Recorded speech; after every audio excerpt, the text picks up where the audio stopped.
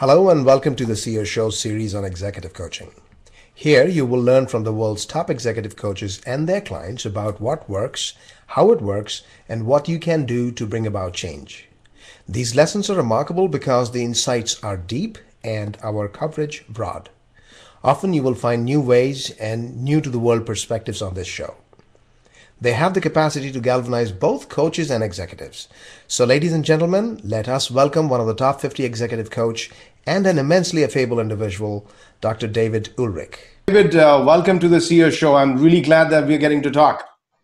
Nick, I've been delighted. You have a great reputation and your magazine and your work speaks for you. You also look great today. So it's nice to be able to chat with you.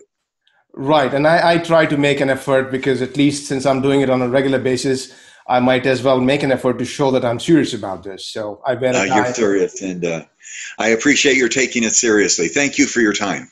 Wonderful. So David, what we'll do is we'll be editing this out. So if at any point you feel like, there's certain things to be taken off, let me know afterwards. I'll cut it off and we'll be very informal. This is a conversation. And as I had mentioned to you earlier, so really, we can be informal.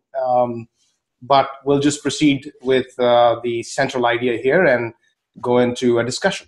I'm going to start by getting to know your background. Tell me your background.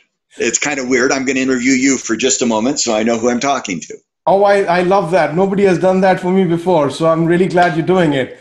And it feels good. So my background has been meandering over the years. I've done a lot of different things. I started out as an Air Force cadet in the National Defense Academy, which is the prestigious academy back in India in 83, 84. And then I had some medical problems, so I had to get out of there. Were you actually flying the planes? Well, no, I didn't get to that point. It's very difficult in India. It's not like the US where, a lot of resources. So you have to go through a whole bunch of processes before you actually get to fly the plane. So this is more like a prep thing. So there's a 4-year training program. First 3 years, you don't get to fly. The last year, you get to fly. But so from there on, I moved into sales and marketing roles, which is pretty much what I have been. But I've also been in the past teaching psychometrics at the graduate level. So I did my doctoral work in structural equations modeling, which I'm sure you're familiar with. Did you use a lot of was it regression work or LISRA work or clustering or all of those? All of those. I focused primarily on LISRA towards the end of it. And I've forgotten how it works now. It's been 20 years since I touched LISRA.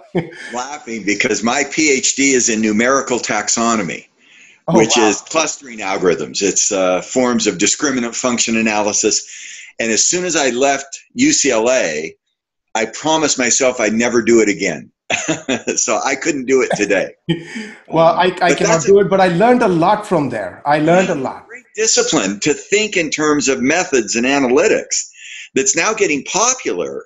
Back then, it was kind of a weird, I remember my dissertation was really complex. It was 670 by 670 firms in a grid with 150 variables, and I was doing clustering algorithms. And I literally took the entire university computer system from midnight to 2 a.m. to run my programs. And so I spent time with weird people in the computing center. Anyway, today it's become popular, but back then it was unusual. So congratulations. Thank you. No, I remember when the LISRA would go through its iterations, and on the 386 or 286, I don't remember which kind of PC it was, it would go 1, 2, 3, and you wait and you see. The abacus, because I'm older than you, but yeah, and yet that's a mindset that today on all the predictive analytics, everybody gets excited. It's basically statistics in a broad way. So, and I don't mind chatting a little bit about this because I really get excited. I don't get to talk with too many people on this topic, although I talked to Peter Fader from Wharton on this topic one time. But what excites me is people don't understand that statistics is more than just numbers. It's a way of thinking. Yeah. And it's the David Hume positivist approach to looking at the world. And once you are able to look at the world that way, you cannot look back and change the more relativistic way anymore. Although if you can combine the two, that's the amazing, because I actually but I was on the same floor with Lincoln and Guba, who are the so-called fathers and mothers, if you can say, of naturalistic inquiry. So I learned a lot. I am so glad I went through that program. What a great discipline. By the way, my whole career has been applying that logic, because what I love to do is look at big, messy problems like leadership or engagement, and then find patterns in that data. And that's called taxonomy. It's called cluster analysis. Now, sometimes I do statistics to get there, but the logic is, how do you turn complexity into simplicity? And it's the same thing you learned how to do. It's a mindset of thinking. That's really fun. Well, anyway, more background. So you did your PhD in... Well, actually, I didn't finish my PhD. I was deported for some reason, not fault of mine. Okay. And, then I was given the national interest. Well, you look a lot like a terrorist to me. I just need to put on my puggery and put on my baton suit. That's a stereotype that's terrible. You don't look like a terrorist. Anyway. No, but I say that myself. In fact, one time I was sitting in an airplane and this guy was looking at me, and then I just started chatting, and he said, "Where are you from?" So I said, "I'm an Arab," which I'm not. But it was hilarious because he just didn't know which way to look. He squirmed, and I said, "Oh, I'm not going to do anything nasty." That's very funny. Very funny. Very funny. But then I went into management consulting. I worked with Regis McKenna. Okay. And I didn't get to work with Jeffrey Moore, but I did some work with McKenna Group and moved to Dell. Worked at the chairman's strategy team at Michael Dell's office. Then started my own company in database marketing, more of segmentation work, which is what I thought I would be able to contribute. But I realized at some point that that stuff goes into a file folder and nobody looks at it. Unless you can get to the C level, which is a different ballgame. It's very little to do with analytics. And so anyway, I worked with, subsequently, I worked with an ad agency called Avenue A, and so on and so forth. Eventually, I realized you have to work with the C level if you want to get anything done.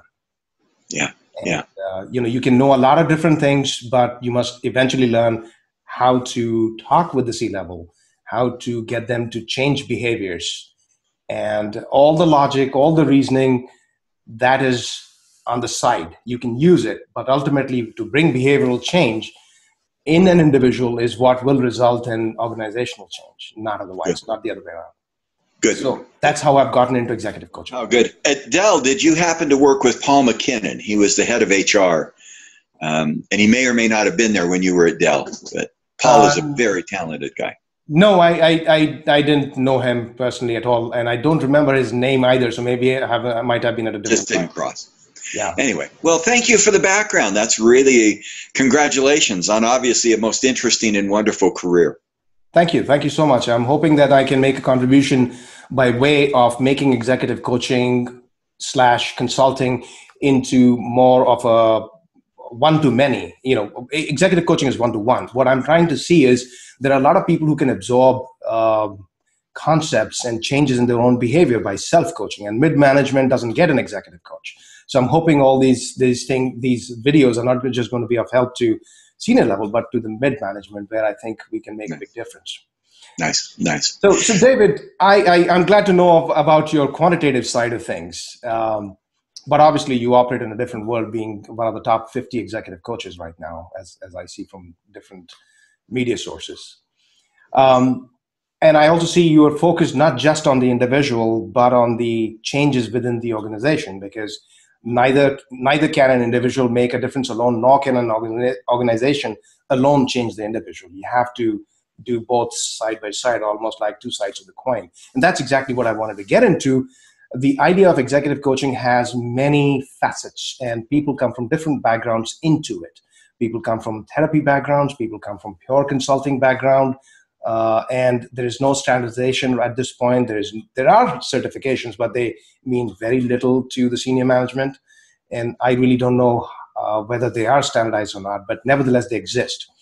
So what I find is that executive coaching has different meaning to different people at this time, because it's not nascent, but it is growing. It's one of the latest trends in the business world compared to, say, consulting, which started almost 175 years ago with McKinsey, and has become mainstream in the business world right now.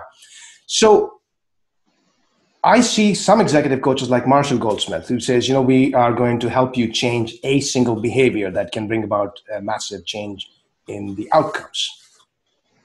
On the other hand, there are those who are consultants who say, well, we'll help you refine your business goals and processes and perhaps align them. And all of these have to come together because you can't do one without the other, and we have all experienced it. I wanted to ask you, how do you see this world? And how do you see the best way of addressing and approaching this? Great question. When I think of coaching and consulting, I think of two outcomes. One outcome is around the individual, and it's behavior change. And Marshall Goldsmith is one of the best there is at that. Marshall's a good friend. In fact, he was coaching me personally earlier this week on some things I need to work on. But the behavior change says, are there unintended consequences to the behaviors that I exhibit? Most good leaders don't get up in the morning and say, how can I behave badly today? But they may not recognize their unintended consequence. And so at the behavior level, by holding a mirror up, you can begin to say, I did A and got C, but I expected D. And how do I change my behavior? The other side of coaching is more the results side. And the results side focuses more on the organization. And so when you approach coaching, you've obviously got to do both. You said it well. The question is, where do you start? Marshall loves to start with behavior. What are the behaviors that you need to work on to be a better human being? To find meaning, to find purpose, to reflect in your life. I actually like to start with the outcomes, with the organization. I love to start coaching by asking the question, given your role in the company, who are the key stakeholders that you have to serve? And what are the results you must give them? That's the organizational outcome side. Once I identify those outcomes, then I say, what behaviors get in your way of making that happen? And when you can combine those two, we can begin to create coaching that is also connected a little bit with consulting, because coaching is more personal, consulting is more institutional, and by combining those, you hopefully create sustained change. One of the problems is if you try to do personal change and don't understand the organizational context, it may not be sustainable. So I change my behavior, but I go back home and the performance management system or the promotion system still punishes me for the new behavior. On the other hand, if I try to create an organizational change but don't change my behavior, it's not going to be sustainable. Our view is you have to do both, personal behavioral change and organizational results change in order to have sustainable change. Yeah, and I can give two very quick examples. At Dell, when I used to be there was a certain responsibility for the business unit manager. I was actually at one point managing 40% of Dell's profitability. And my goal was to keep margins at a certain level. And the price point of our product line as a whole, they used to call it weighted average pricing model at a certain level, which was a hard thing to do often, but that was the goal. And 80% of all your measurement was based on quarterly financial guidance that you were giving. It didn't matter whether you yelled and screamed at people or threw things around, as long as you got your metrics right. And that unfortunately hurt people because you got to have multiple metrics to balance. It's like the legal system, the executive, and the Constitution. If you don't balance them all, you can be lopsided and you can make decisions like going to the Iraq war if you agree with me. If you don't agree with me, totally agree. I mean, if you don't work on the organizational systems, the individual change won't work. Our colleague Steve Kerr, who is brilliant in this field, calls it hoping for A, but rewarding B. So I hope in your case at Dell Computer, you care about your people, you nurture people, you build talent, but all 80% of your bonus is on financial results. Well, no wonder you're going to get financial results. And so you've got to manage the two of those. I coached one person, and it was a tough lesson, and got her to be much more directive in how she executed things. But that didn't help her get promoted. And she went, why did I change? It didn't make any difference in what I did. And you've got to begin to build the system as well as the individual to make sure change works. So goal-driven coaching, executive coaching is what you're talking about, and I completely We understand actually it call and it get it. results-based coaching. Results-based Results-based coaching. coaching. That's Because even it's better because it it's says the result is important, not just even the goal. yeah, yeah, yeah. Right, right. And the result is often tied to a stakeholder. And where I love to go in my coaching is outside in. At two levels. One, in the leadership field right now, there's a lot of discussion about authenticity and personal character and integrity. I would argue authenticity that doesn't add value to some other stakeholder is almost narcissism. And I know I'd get in trouble if I published that but just But being it is a form authentic, of narcissism. I understand. It is a form of narcissism. it is if it's not adding value. And so the individual leader says, who am I going to create value for? My employees? My organization, I'm going to deliver strategy, outside customers, investors, communities. Does my authenticity help somebody else get better? And that's the kind of work that I love to be involved in. I'll tell one quick anecdote. I've been coaching a brilliant leader and big company, very high potential. I won't name him or the company, obviously. And in my coaching, I love to collect data. What does this leader do that gets in the way of his results? And so I sat down with him a few months ago, now it's been about a year ago, and said, you are a great leader. You're brilliant, you're insightful, you see the future, you have creativity. And he said, thank you, thank you. And I said, but those I talked to said, you don't always listen very well. And he quickly said, yes, I do. And I said, no, you're not listening to me. And he said, I do. And I said to him, what does it mean to you to listen? And he said, when I listen, somebody comes to talk to me and I understand what they say. And frankly, that's true. And about 20% of the way into a conversation, because he's smart, he knows the person and the context, he understands what they're saying. And then he says, so then I start doing other things. I do texting, I do emails, because I know what they've said. I looked at her and I said, listening is not that you understand. Listening is that the person in front of you feels that they've been understood. And he stopped and he said, say that again. And I said, listening is not that you understand. It's that somebody else feels understood, outside in. And he said, I get it. He said, I have not listened well. Just because I understand doesn't mean that you feel understood. Well, that's just because I'm authentic doesn't mean I'm creating value. Results mean that somebody gets value from what I do. And I believe in coaching, linking the personal behavior to the value that others get is absolutely critical. This is such an amazing comment and set of conversation that you've just had, because it's so critical. I talk with my daughter, and I bring my daughter in my conversations all the time because she's 13 years old and driving me crazy right now. But one thing, we talked about communication with her, and I said for something that, Ashima, it's not that you told so-and-so. Did you ensure that the message got communicated? And if the two people don't feel like exchange happened, then it did not happen. Both have to feel the message got through. Absolutely. Now, the best thing that can happen for you and your daughter is that there be a 6-year time warp, because at age 19, she will appreciate you much more. Well, I'm hoping for that part. No, I mean, with our children, for example, when we tell her, we have 3 children, and I love to talk about my children. They're in their 30s because I'm old and much older. But when they were younger, your daughter's age, I would tell them to clean their room. They would come back 10 minutes later and say, Dad, it's all clean.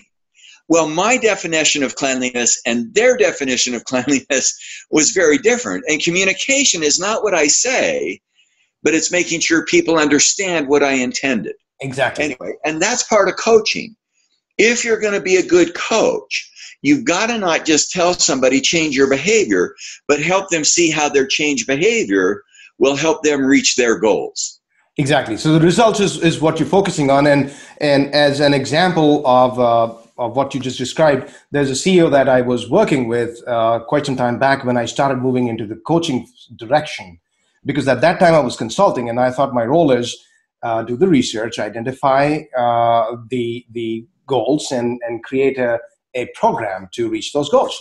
But you ignore the person. When you ignore the person, the person may change everything the way they handle it, and there you are 6 months later that the results have not been met, and the strategy was great, but it wasn't designed for the person. And if it were designed for the person, either you would adjust the strategy or adjust the person, and that's why the two things are necessary. Now, having said that, bulk of what executive coaching from the behavioral side to me sounds like is a lot of research and collection of information, data, to not only coalesce around an idea, but also to communicate effectively to the individual you're coaching that, well, this is authentic, this is true. This is what is the perception. Is that true? That bulk of the work is doing that, or is it beyond that? Once you've identified, you walk through with your I don't know, the coachee, so to speak, and bring about the behavior change. How exactly does it work for you on the behavioral side? Yeah. Let me tell you what we've discovered on the behavioral side, not the result side, but on the behavior-based coaching. When I go to somebody and coach them, I often ask 3 questions. Question 1, on a scale of 0 to 10, would you like to be a better leader? And if somebody's answer and behavior is not 8, 9, or 10, then let's not waste our time. I remember being invited in once in a very successful company, a public company, but the son was part of the family that controlled the company, and he was now getting close to moving into senior leadership. His father, who was the head of the company, had asked his son to get a coach. And I happened to be on a list of coaches, and they invited me in. And I sat down with the son and I said, tell me why you want to be coached. The first question, are you committed to change your behavior? And he said, I want to be coached so that I can check the box to tell my board of directors, including my father, that I've now been coached. And I said, do you want to change? He said, I haven't thought about that, but I want to be coached. It was the shortest coaching engagement I've ever had. It lasted less than 10 minutes because I just looked at him and I said, I can give you a list of people who will do that. But number 1, are you willing to change? Most people say yes. Number 2, what do you know that you should improve? Most good leaders have had a 360. They've had a performance management. They've been to a training program. And once you get below the public persona, they go, God, I don't listen very well. This gentleman I was coaching, he sort of knew that. Or I'm not as comfortable about the future. I'm not as comfortable around handling negative information. Most people can quickly get a sense of the 1 or 2 things they could improve. Number 3, why haven't you changed it? And I think in the behavioral change area, it's not the desire to change, and it's not even what we should change. It's how do we get a discipline to sustain what we know we should change. For example, I'm now in my older age. I still do things I did 30 years ago in terms of my relationship with people or the things I need to improve on. So in our coaching on the behavioral side, we focus a lot. Once you have the desire, once you know what you should do, how do you sustain it? We did a book called Leadership Sustainability. I'll give you the whole book in less than 2 minutes. We discovered there's 7 keys to sustaining change. This goes back to our discussion around my career. I'm a taxonomist. I love to look at big, messy problems and find simple solutions. So we looked at everything we could about sustaining personal or organizational change. Here's the 7 tips I tell a leader. If you want to sustain what you know you should improve, number 1, keep it simple. Don't change too many things. Make it simple and focused. Number 2, time. Make it a behavior. It cannot be an abstract idea. It has to be something that shows up in your calendar. Has to be something that's very clear that you can do in 15 or 20-minute spots. Number 3, be personally accountable. Go public. Tell people, what is it I'm trying to change? Make myself accountable. Claim the change. Number 4, resource it. Get help. Find somebody who will follow up. Find somebody who will nurture you. Build it into your organizational systems. Number 5, track it. Find some ways to do daily and weekly monitoring of your progress. Number 6, meliorate. Meliorate is a funny word. Constantly improve. As we try to change, we do well, then we fail. Well, when we fail, learn, grow. Don't get into a cycle that failure causes other failure. And number 7, have real emotion. Find this change as something you feel passionate about. We take people through those 7 disciplines of sustainability and say, let's make sure we can help you do those things that will ensure that the change you want to have happen will happen. No, this is great, and one of the things that I have been studying in the last few years is the ancient texts from India, the Vedanta or the Vedas. I don't know those. What have you found? It's where the Buddhism originated from and Hinduism originated from. And fundamental to it is that you've got what is called swabhav in Sanskrit, which means you've got your inherent proclivities and inherent personality. And the change is not easy. You can manage change, but don't expect in their case, in a single lifetime, to suddenly morph into somebody else. Okay. Maybe perhaps meditation will help you and stuff like that. But fundamentally, if you want to bring about a change, you've got to constantly watch over it and manage change. It's not like suddenly from a personality A, you will become personality B. That's not. Oh, that's interesting. But that's really interesting. By the way, if you could send me some papers that are not too technical, I'd love to read it. Because in the leadership literature and change literature, the personal behavioral level, 50% of who we are is predisposition. As your daughter ages, tell her that she's going to look and behave more like her mother. It will scare her to death. I tell my son he's going to get older and he's going to look and behave more like me. And when my father was alive, I once said to my son, I am your future and your grandfather is your long-term future. Oh, no. But 50% is inherited and 50% is learned. Right. I think, for example, in the Myers-Briggs, an instrument most people know, you're an introvert or an extrovert. I am highly introverted, but I'm in an extroverted field. When I teach, I'm an extrovert. But at the end of the day, I'll come back to my predisposition. And I think we can teach leaders. I was coaching one leader who is pretty introverted. And I said to him, you're the chairman of your company, the CEO, the chairman of the board. You must become an extrovert to describe your company's position. And he said, it's uncomfortable. And I said, that's okay. I don't care. You can learn that behavior. Exactly. The point is, you're not going to change yourself. You're only going to change your behavior so that you can manage yourself. And of course, when you manage yourself better, you'll manage your organization better. So some people come back and say, well, you really can't change that behavior. I've been doing it for 30 years and I try. Well, no, it's not going to be changed such that you from an extrovert become an introvert or an introvert becomes an extrovert. But you will manage to perform in an extroverted situation. You'll become a performer. And manage results. And I think in the behavioral change, again, we go through 3 steps. 1, are you willing to pay the price? Change is not always easy. 2nd, do you know what you should change? And then 3rd, how do you sustain it? Those 7 disciplines, we can see leaders actually become better because their behavior change begins to get changed. Now, again, I have to reinforce, I have to link the behavior change with the results. Because if those behaviors don't lead to results, not just personal results, I'll get promoted, but business results. My employees are more engaged. They're more productive. Our strategy happens. Our customers outside buy more from us. Our investors have more confidence. The community that I work in, the environment in which I work, we succeed more. Those have to be connected. Absolutely. Or else it's probably not going to be sustained. Absolutely. In terms of the CEO that I talked about earlier, his personal tendency was to be very entrepreneurial and look at every new idea. And so you make a decision and you change it swiftly. That's okay for a startup, but that doesn't work very well for an organization that becomes a little bit more bigger and has a momentum of its own. When you swirl like this, you're going to create problems. So you can't just take a strategy. You have to also change the behavior that, you got to have a strategy. You got to have a plan where you can say every 3 months we will review it maybe. But you don't just change gears or course all of a sudden in the middle of an engagement. And that is a behavioral change that's needed to reach those strategic goals. Otherwise, you're not going to get there. And that's where these 2 things have to come together. Now, in your experience, when you do this behavioral change exercise with a client, are you mostly, again, showing the mirror all the time, collecting the data, guiding them through, or is there something else? I mean, it could be a 3 months or a 6 month engagement, right? At least. Yeah.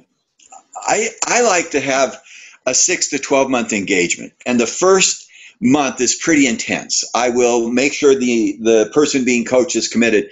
I will then collect data.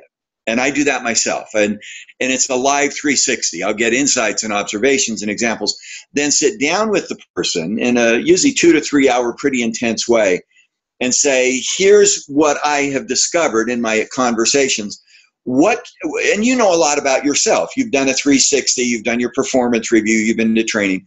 What 2 or 3 behaviors will help you get the results you need to get? And I ask the leader to think about that, usually have 1 or 2 meetings, and then we focus on those behaviors. And then I like to do follow-ups every 2 to 3 weeks for about 30 or 40 minutes, often by phone. What's working, what's not working, what are you discovering, what are you experimenting with, and keep checking in. Then 6 or 9 or 12 months later, do a follow-up intensive review again to say, did you make the progress that you intended? In terms now, of the one results. of the things that I always ask the people I coach to do is to send a note to the people that they're committed to. Again, they're stakeholders. Here are the behaviors that I am working on, so that they've gone public with their commitment. And here's the results I hope I can better deliver if I improve these behaviors. Then we follow up 6, 9, or 12 months later to make sure that some of that has happened. No, I think that's clearly a necessity and an amazing idea, that you make yourself vulnerable by making it known to everybody else. Now you have essentially committed yourself. It's like burning your bridges, like Napoleon did at some point in some kind of a war. I don't know. You burn your bridges. Now you got no way back. And well, the research is actually compelling. And I love this research, and I'm simplifying it again. 20, 60, 20. 20% of leaders can self-coach, naturally grow, and get better. 20% are never going to get better, no matter what you do.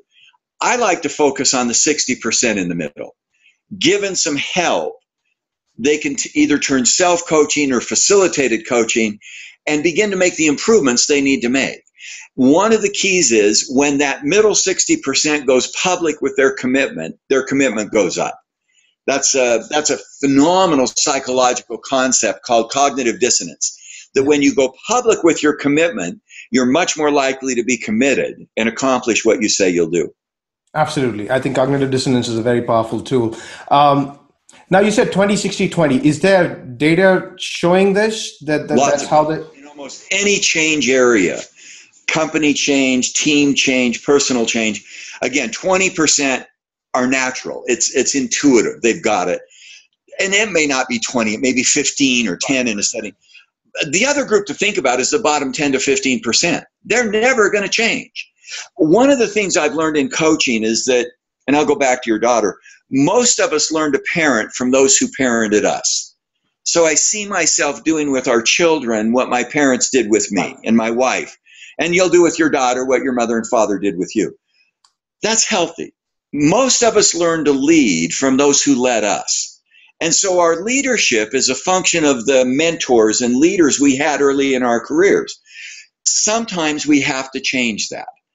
You can't raise your daughter in a socially technological age the way that you were raised. Right. My children now use data in ways I never used them before. Leaders have to recognize that what caused them to become a leader is something they probably need to change. 20% probably can't do that. They just can't. I'd argue don't spend a lot of time with them. The one example I gave of this gentleman who said, I want to be coached so I can put a check on the check mark and then get promoted. I don't know if he's willing to change. Don't waste time. I have discovered where those 20% are. If you ever read the comments on articles, the blogs that get written, I think a lot of the 20% are the blog writers because they're just not thoughtful. They're just silly comments and they're not open to ideas. Yeah, and I find that the locus of control is really important here, that those who have an external locus of control, you can pretty much wipe them off the board. Nice. That's a good insight. Nice insight, because you have to feel like you have some capacity to make the change. You're not controlled by the circumstance. Two people in the same circumstance, one can change, one can't because of their internal locus of control. Nice. And so this 20%, I presume that you said that you can figure them out. I mean, is it that you can, through your conversations, figure out that this person is not going to be the candidate for change? Or do you have instruments, tests that you use to figure out? it's an interesting phenomenon. My experience is, as leaders gain experience, they can rely on fewer and fewer tests. I think early in my career, I may have given people some change-able tests, learning agility tests from the Lominger group. I think today, in fact, when I coach leaders, and let me bring it back into coaching, I'll anchor it. I was coaching a leader of a large company, and I said, what are you worried about today in terms of results in business? And he said, one of the questions I have is, I have a business leader in a large geography. I need to think if I need to replace him or not. Now, the leader I was coaching had been a leader for 25 or 30 years. He'd grown up in the company. He was now the head of a large company. A lot of times you would say to him, has your HR group done their job? Have you done performance reviews? I looked at this very seasoned leader and I said, in your heart of hearts and your instincts, what do you think about this individual? And he said, I've worked with him for many years. I don't think he can do the job. And I said, I recommend that you act on your instinct, because you've got a lot of history. You've got a lot of background in how to lead and how to make decisions. I was coaching another leader who was the head of a high-tech company. He was 30 years old, worth about $100 million. And he had the same question. Should I let somebody go? And I said to him, do not rely on your instincts, because you don't have any. Yes. You've not been in leadership long enough. Go do a test, go do an assessment. I hope I have the judgment to do both. No, this is wonderful. This is great, because I think it points to a framework of how to handle situations. I give this example often. I'm a skydiver and a scuba diver, and I've been in situations that essentially your instincts will tell you not to be in. And if you follow your instincts, you're going to kill yourself. I happen to be in a situation where I did something, but if I had done that, I would shoot up from the depths and burst my lungs, because that's what my instinct is telling. You have to retrain your instincts to a new environment, new data. Well said. And then your instincts still are good, because you've got the training that has informed your instincts. Right. Then that's how you have to know where your instincts are coming from. You can't say, well, I have a lot of friends, therefore I know how to hire people because I'm a good judge of people. No, it doesn't work that way. No, this 30-year-old was and still is a very talented executive, but he had not had a lot of experience judging people, doing careers in succession. So I said to him, you need to do some rigorous testing. You need to follow a protocol. Whereas a 55 or 60-year-old, your instincts are pretty good. Now do the HR work. I'm not discounting that. I like HR.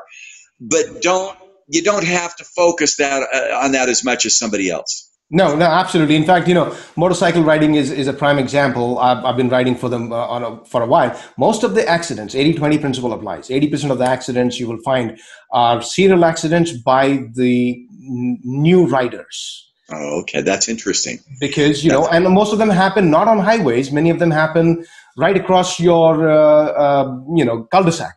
Because that's interesting. You haven't developed the instincts. That's really interesting.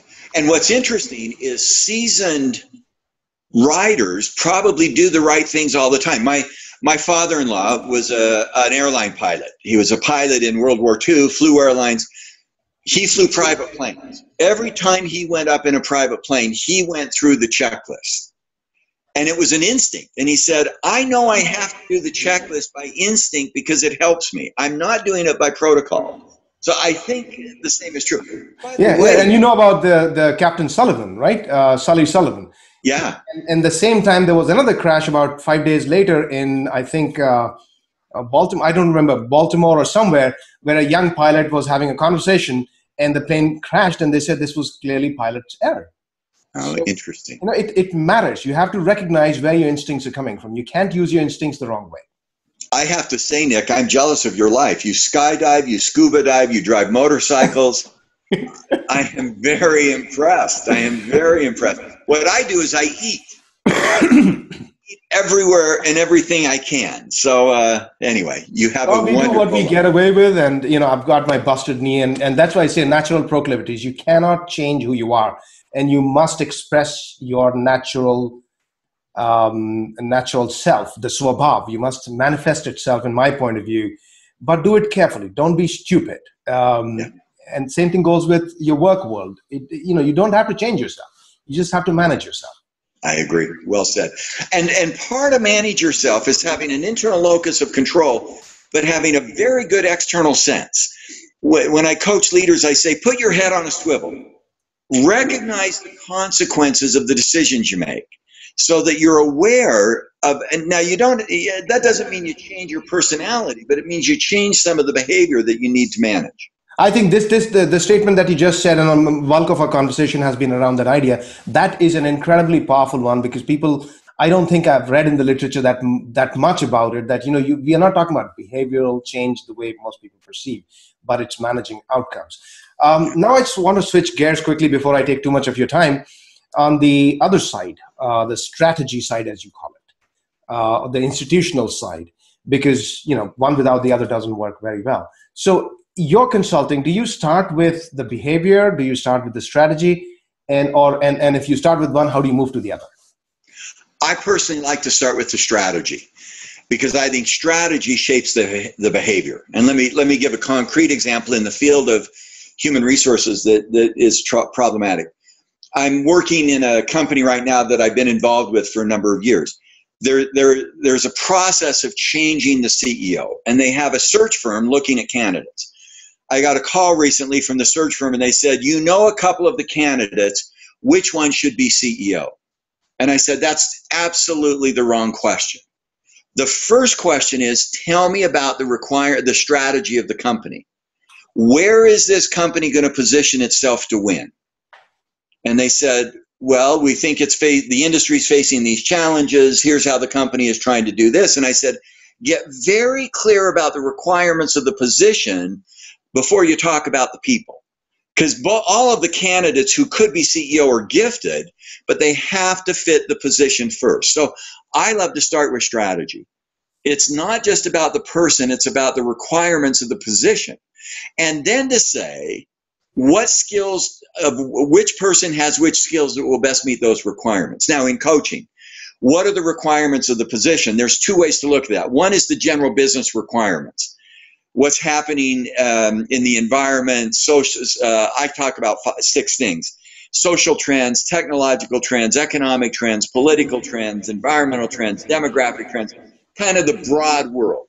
Second is stakeholders. Strategy is making choices to serve stakeholders, customers, investors, communities, and what are their expectations that define a set of requirements. Now that we have those requirements, what behaviors do you need, linking the two, in order to respond to those requirements? No, that's reminds me of an article I think about maybe 2-3 months ago. There was an economist who died at the age of 100 or 101 recently, who started asking the question, what's the purpose of business or the purpose of markets or something like that? He just English economist. And the article, obituary, and all these articles in the Economist magazine and Wall Street was about, he basically asked very simple questions. His greatest contribution to the world was asking simple questions that everybody else failed to ask. Nice. Which in this instance you did by saying, wait, wrong question. The real question is, where do you want to go? Yeah. I mean, if you don't know where you're going, any path will get you there. And or not there. And yeah. I think that's where I like to begin the coaching. I also do it when I meet with function areas, for example, IT or HR. They often call and say, Dave, could you help us get better at technology and information or in human resources? I almost always start with the general question, tell me about your business. It's a wonderful Rorschach or inkblot test. About 40% of the time they say in HR, oh, my business, I'm hiring people, I'm training people, I'm paying people. No, the business is the business. At Dell Computer, the business is, what's our business model? Have we got the right products? Are we serving the right customers? Should we go public? Should we go private? Tell me about your business is kind of a statement. What's happening in my business that I then can respond to? I like to start with that concept. And I know anyone can take the current or recent change at Microsoft's helm with the new CEO. I'm sure they went through the same exercise. Where do we need to go? and based on that, you make a decision. Yeah, and I think where you need to go leads a set of criteria. And it's often, I've sat in a number of talent reviews or succession planning sessions, and the debate is often about people. I think it's a great second debate, but the first debate, the first chair, is about the requirements of the position. And that's not people specific. That's about result specificity. That's right. Once you have your results, then you identify the best match and then work with the person. Yeah, yeah. This is great, David. David, this is wonderful. I really, really enjoyed talking with you. Nick, I'm so impressed. I wish you the best of luck in skydiving, scuba diving, motorcycle riding, but the most critical thing I wish you luck with is in your daughter. No other success can compensate for failure in the home. And I think our children become our kingdoms in some ways and our essence of who we become. So absolutely, definitely. I hope your daughter appreciates her wonderful, wonderful father Thank before you she so turns much. 19.